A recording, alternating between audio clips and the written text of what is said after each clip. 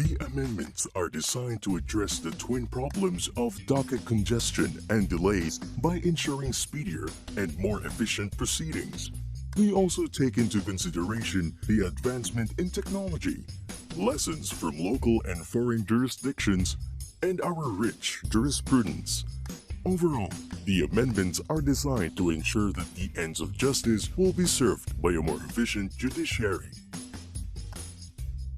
Your Honor, today is for the initial presentation of evidence for the prosecution. But since the accused has admitted the killing of the victim in this case by invoking self-defense, we respectfully submit that the burden of evidence has shifted. The prosecution therefore moves for a reverse trial, Your Honor. Granted, we should observe a reverse trial. The defense shall present its evidence first. Under Rule 131, Section 1 of the new Rules on Evidence, burden of proof is defined as the duty of a party to present evidence on the facts in issue, necessary to establish his or her claim or defense by the amount of evidence required by law. Burden of proof never shifts.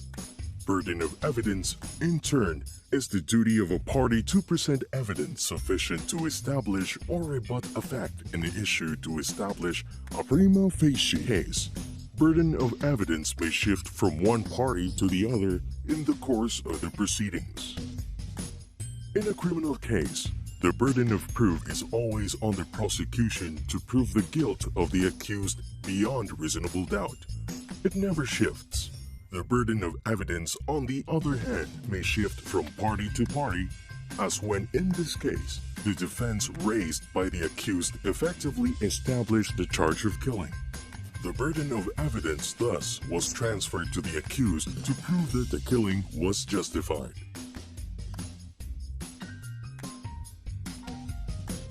Are you ready with your witness, Attorney Reyes? Yes, Your Honor. The accused is ready to testify. Call your witness then, counsel. With the court's permission, the defense calls the accused Juan de la Cruz to the witness stand. Your Honor, may we know if there are other defense witnesses in court, and if there are, may we move for their exclusion. Do you have any other witnesses present in court, Attorney Reyes? Yes, Your Honor. Our expert witness is present, the psychotherapist of the accused, Dr. Ramon Villa. We respectfully move that Dr. Villa be allowed to remain in court, as his presence during the accused's testimony is essential to the defense's cause. The expert witness may remain in the courtroom. Under Rule 132, Section 15 of the new Rules on Evidence, the court motu proprio, or on motion, shall exclude other witnesses of a party so that they will not hear the testimony of such party except the following: a natural person who is a party, a representative of a juridical person who is a party, a person whose presence is essential to the presentation of the party's cause, and a person authorized by statute to be present. Mr. Witness, do you remember executing a judicial affidavit in relation to this case? Objection, Your Honor. Counsel is already asking questions of the witness when she has not yet offered the testimony. Sustained. Attorney Reyes, offer the testimony of your witness first. Under Rule 132, Section 35 of the new Rules on Evidence, the offer of the testimony of a witness must be made at the time the witness is called to testify. All offers of evidence, including documentary and object evidence, must now be made orally. Your Honor, we are offering the testimony of the accused to confirm the truthfulness of his statements in his judicial affidavit, marked as Exhibit 1 for the defense, specifically to prove that the killing of the deceased, Pedro Torres, was an act of self-defense on the part of the accused.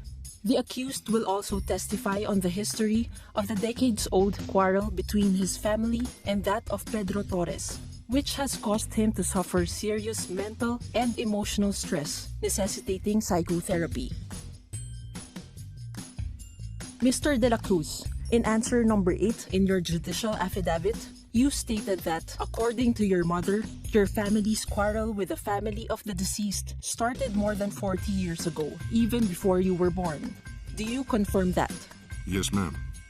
You stated further that the quarrel started way back when the father of the deceased refused to pay your mother the money which she lent to him. Is that correct? Objection, Your Honor. Hearsay. The accused is being asked to testify on a matter which was merely told to him.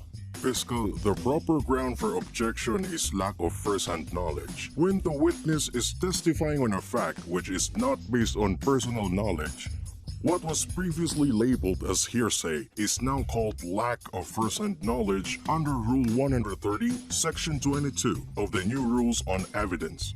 The objection is sustained on ground of lack of first-hand knowledge. Under the new Rules on Evidence, the concept of hearsay has changed radically. As defined under Rule 130, Section 37, hearsay is a statement other than one made by the declarant, while testifying at a trial or hearing, offered to prove the truth of the facts asserted therein.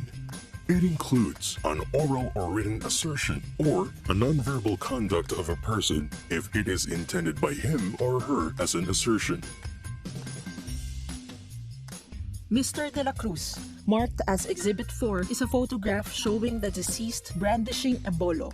Can you tell the court when and where this photograph was taken? Objection, Your Honor. Best evidence rule.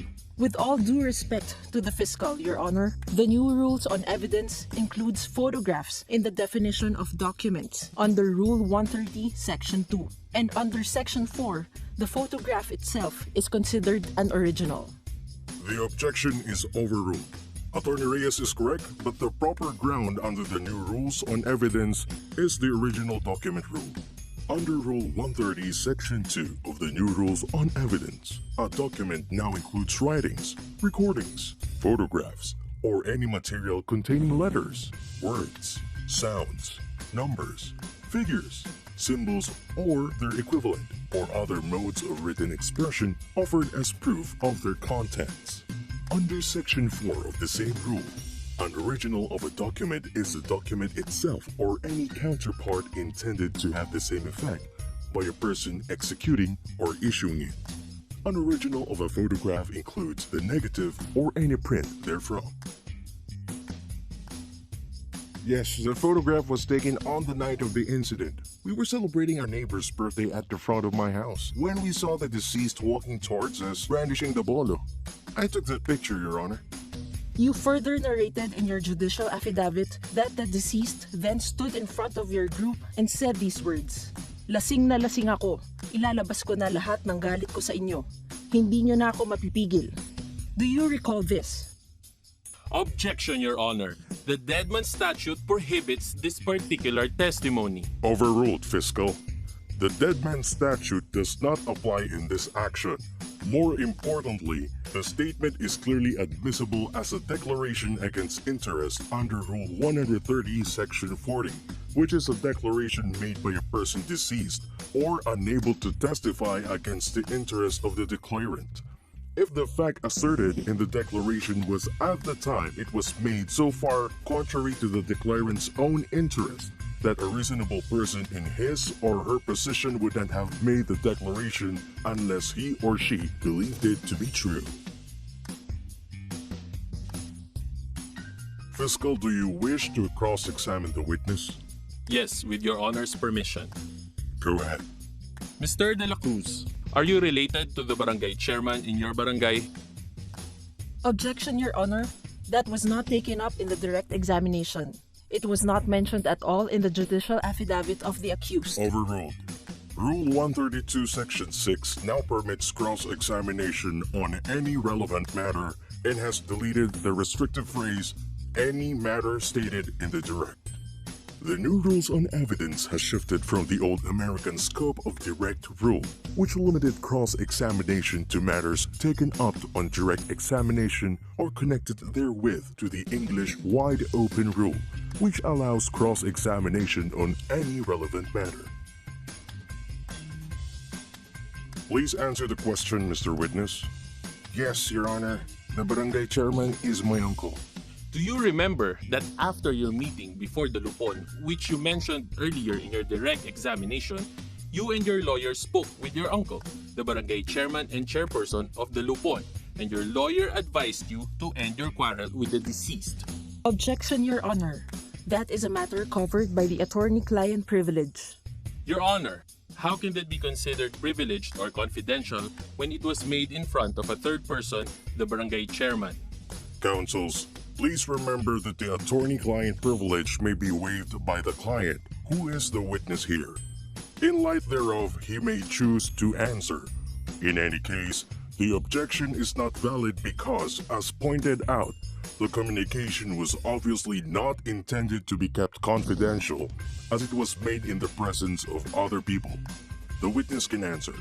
That is not true, Your Honor. My lawyer did not say that.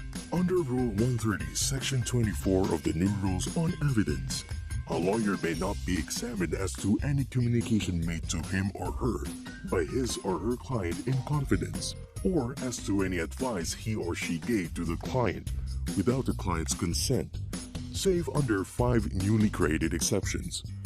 If the service or advice by the lawyer was sought or obtained in furtherance of crime or fraud, if the communication is relevant to an issue between parties who claim through the same deceased client, in case of breach of duty by the lawyer or the client against the other, if the lawyer was an attesting witness to the document in question, in the case of joint clients whose interests are common and are deemed to have consented to disclosure of information to the co-client. I will move to another point.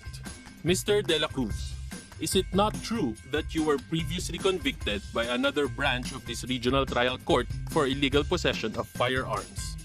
Objection, Your Honor. Irrelevant. Besides, that is an attack on the character of the accused, which is not allowed under the rules. Overruled. Under the new rules on evidence, particularly Rule 132, Section 12, for the purpose of impeaching a witness, evidence that he or she has been convicted by final judgment of a crime shall be admitted if the crime was punishable by a penalty in excess of 1 year, or the crime involved moral turpitude regardless of the penalty.